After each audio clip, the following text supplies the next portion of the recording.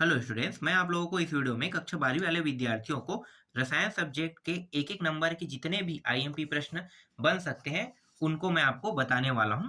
तो चलो देख लेते हैं सारे प्रश्नों का उत्तर। ठीक है, सिर्फ मैं इस वीडियो में एक एक नंबर के प्रश्न बताने वाले हूँ, आईएमपी प्रश्न। तो देखो पहला क्या है, एरोसाल से क्या समझते हैं। उत्तर क्या लिखोगे, जिसमें परिक्षेपण माध्यम गैस तथा परिक्षिप्त प्रवस्था द्रव होती है एरोसाल कहलाता है, लिखोगे। ठीक है, दूसरा देखो, स्वाटज अभिक्रिया का का समीकरण लिखिए कह रहा है। तो स्वाटज अभिक्रिया का रासायनिक समीकरण क्या है, यहाँ पे CH3, फिर ये सिंगल बॉन्ड है, ये ब्रोमीन है और ये अपान में दिया है क्लोरीन दिया है, प्लस AgF, फिर SbF3 या इसके अलावा ये भी मान रख सकते हो बोल रहा है। ठीक है, फिर क्रिया करेगा डेल के साथ CH3 minus F plus AgBr हो जाएगा। तीसरा प्रश्न है, लुकास अभिकर्मक क्या है। तो उत्तर लिखोगे, निर्जल जिंक क्लोराइड प्लस सांद्र HCl का मिश्रण लुकास अभिकर्मक कहलाता है। चौथा प्रश्न देखो, चौथा प्रश्न में 4 क्लोरोपेंटेन 2 ओन का संरचना सूत्र बनाना है। तो यहाँ पे आप देख सकते हो, CH3 सिंगल बॉन्ड के साथ जुड़ा हुआ है CH, फिर सिंगल बॉन्ड के साथ क्लोरीन भी जुड़ा हुआ है, फिर सिंगल बॉन्ड के साथ CH2, फिर सिंगल के साथ CO और सिंगल के साथ CH3, इस तरह से जुड़ा हुआ है।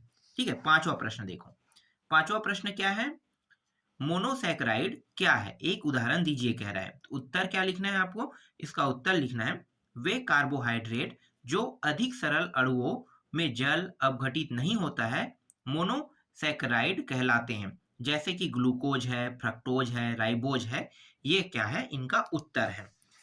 इसके अलावा एक एक नंबर के प्रश्न में अगला देख लेते हैं।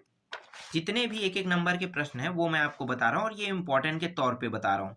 ठीक है, इसके बाद देखो, अपोहन क्या है। अपोहन क्या है, उत्तर क्या लिखोगे, पार्चमेंट झिल्ली या अपोहक झिल्ली द्वारा कोलाइडी विलयन में उपस्थित घुले हुए पदार्थों को पृथक करने की विधि अपोहन कहलाती है तथा इस विधि में प्रयुक्त उपकरण अपोहक कहलाता है। नेक्स्ट प्रश्न है, निम्न अभिक्रिया को पूर्ण करो कह रहा है। तो ये जो चित्र है इसे देखने पर आपको याद आ रहा होगा कि ये ब्रोमीन का चित्र है, लेकिन यहाँ पे ऊपर में क्लोरीन लिख दिया है। तो मतलब क्या है, ये क्लोरीन का चित्र है। ठीक है, क्लोरीन और ब्रोमीन, ब्रोमीन इसी तरह से दिखता है। ठीक है, तो क्लोरीन है और यहाँ पे 2Na दिया है, सोडियम दिया है, ईथर के साथ अभिक्रिया करेगा। तो अभिक्रिया किस प्रकार से करेगा, तो उत्तर में देखो, ये जो है क्लोरीन है और यहाँ पे भी क्लोरीन है और बीच में क्या है, 2Na बीच में लगा हुआ है। तो जब ये अभिक्रिया करेगा NaCl के साथ, तो ये क्या बना लेगा, डाइफेनिन बना लेगा, मतलब दो चित्र एक साथ क्या हो जाएंगे, जुड़ जाएंगे। तीसरा प्रश्न देखो, यहाँ पे निम्नलिखित यौगिक का IUPAC नाम लिखिए कह रहा है। तो यहाँ पे जो दिया हुआ है, ठीक है, इसका IUPAC नाम बताना है। तो इसका IUPAC नाम है 4 क्लोरो 2, ठीक है, 4 क्लोरो 2 3 डाई मेथिल पेंटेन एक ऑल है। चलो आगे देखें, इसके बाद देखते हैं चौथा प्रश्न। चौथा प्रश्न है, नीचे प्रदर्शित अम्लों के प्रत्येक युग्म में कौन सा अम्ल अधिक प्रबल है। तो ये जो है ना, CH2FCO2H जो है, ये क्या है, अधिक प्रबल अम्ल है। पांचवा प्रश्न देखते हैं। देखो पांचवा प्रश्न में यहाँ पे क्या है, विटामिन ए की कमी से होने वाले रोग का नाम लिखिए। तो विटामिन ए की कमी से होता है जीरो मतलब मैं आपको ऐसे ही थोड़ा बता सकता हूँ। अब मैं विटामिन ए पढ़ रहा हूँ, तो देखो विटामिन ए की कमी से ना रतौंधी रोग होता है। रतौंधी का मतलब समझते हो, जब शाम हो जाता है तो उसे दिखाई नहीं देता है, शाम के बाद सुबह से 5 बजे तक के वो उसे सब कुछ दिखाई देगा। उसके बाद जैसे जैसे रात, मतलब ढलते रात जैसे जैसे होने लगेगा ना, तो क्या होता है कि उन्हें दिखाई देना बंद हो जाता है, इसे हम रतौंधी कहते हैं। इसी को यहाँ पे रात्रि अंधता कहते हैं। और एक तो मुझे पता है त्वचा का शुष्क होना। त्वचा जो है ना, वो जो रूखा हो जाता है ना, जैसे झूलते हुए दिखाई देता है, तो उसे हम कहते हैं शुष्क होना। तो ये भी विटामिन ए की कमी से होता है। अगर आप विटामिन ए की कैप्सूल खा रहे हैं तो आपके त्वचा जो है ना निखार करता है। तो इसके लिए कई प्रकार के ना मार्केट में प्रोडक्ट आ चुका है अभी वर्तमान में। विटामिन ए वाला जो एक लिक्विड आया है उसको लगाने के बाद धीरे धीरे जो झुर्रियाँ है वो दिखना बंद हो जाता है। तो अक्सर ना इसका उपयोग महिलाएं करती है। महिलाएं जो है अपने आप को खूबसूरत दिखाने के लिए, जवान दिखाने के लिए उस जो ऑयल है उसका उपयोग करते हैं, ठीक है, जिससे उनकी जो झुर्रियाँ है वो दब जाता है, ठीक है, जो झूलने लगता है ना, थोड़ा रूखा हो जाता है तो वो दब जाता है। चलो आगे देखते हैं। इसके बाद मैं आपको दिखाता हूँ।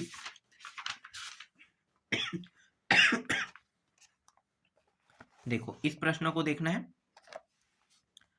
हाइड्रोसॉल किसे कहते हैं?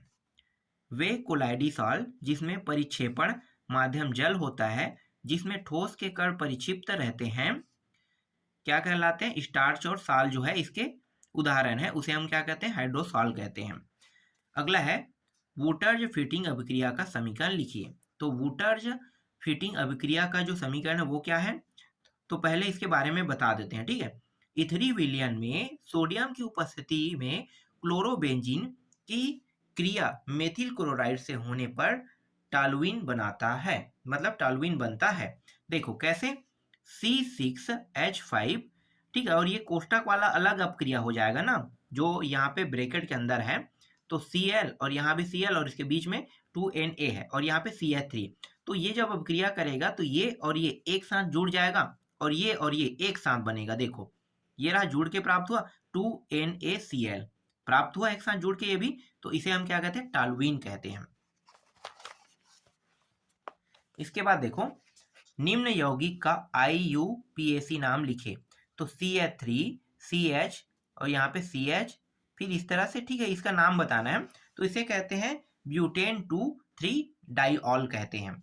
चौथा प्रश्न है 4 क्लोरोपेंटेन 2 ओन का नाम बताइए कहेगा। तो यहाँ पे क्या बताना है? CH3 CH CH2 CO CH3 और इस तरह से नीचे में यहाँ पे क्या लगाना है? क्लोरीन को लगा देना है, ठीक है। पांचवा प्रश्न देखते हैं। पांचवा प्रश्न में यहाँ पे दिया हुआ है अपचयी शर्करा क्या होती है? उत्तर क्या लिखोगे? वे कार्बोहाइड्रेट जिनमें मुक्त एल्डिहाइड या कीटोन समूह होते हैं एवं जो फेहलिंग विलयन या टालेन अभिकर्मक को अपचयित करते हैं, अपचयी शर्करा कहलाते हैं, जैसे कि ग्लूकोज और एक है फ्रक्टोज है, ठीक है, 2 ही काफी है। चलो आगे देखते हैं इसके बाद और कौन सा IMP प्रश्न हो सकता है। हाँ, इसके बाद और कुछ IMP प्रश्न है। मैं जो बता रहा हूँ इन प्रश्नों को पढ़ना है। इसके अलावा आपके पास परीक्षा बोर्ड या परीक्षा सार जो भी हो उसके पीछे में आपको मॉडल मतलब जो वार्षिक पेपर में आए हुए पुराने साल के क्वेश्चन पेपर है उनमें भी कुछ प्रश्न है, उनको भी आपको पढ़ना है, ठीक है, उनको भी देख लेना, वो भी इम्पोर्टेंट है। तो मैं उन प्रश्नों को आपको नहीं दे रहा हूँ, मैं सिर्फ नया प्रश्न दे रहा हूँ, ठीक है, जो इस साल आने की संभावना में बहुत ज्यादा महत्वपूर्ण है। तो देखो यहाँ पे पायस क्या है? ऐसा कोलाइडी तंत्र जिसमें परिक्षिप्त प्रवस्था तथा परिक्षेपण माध्यम दोनों द्रव हो पायस कहलाता है। दूसरा है फियॉन 1-2 के 2 उपयोग लिखे।